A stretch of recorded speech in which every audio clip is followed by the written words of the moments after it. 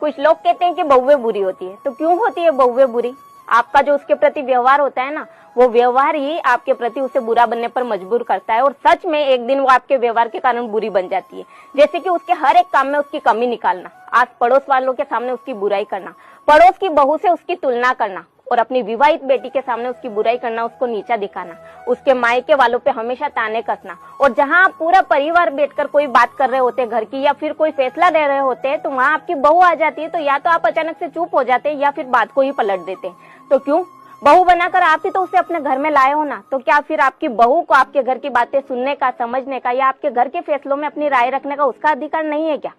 तो बुरा लगे ना साहब तो मुझे दिल से माफ कर देना, लेकिन कोई भी बहू बुरा बनने का अपने मायके से सोचकर नहीं आती है, या फिर उसके माँ बाप उसे नहीं सिखाते कि बेटा तू ससुराल जाकर बुरी बन जाना। क्योंकि बड़े ही अरमानों से हर माँ बाप अपनी बेटी की शादी करते, तो वो इस दिन के लिए नहीं कि उनकी बेटी का बसा बसाया घर टूट जाए या फिर उनकी बेटी है साहब कि आप अपनी बहू को अपने घर की बेटी समझो या ना समझो, लेकिन उसे आप अपने घर की दिल से बहू ही समझ लोगे ना, तो यही उसके लिए काफी है।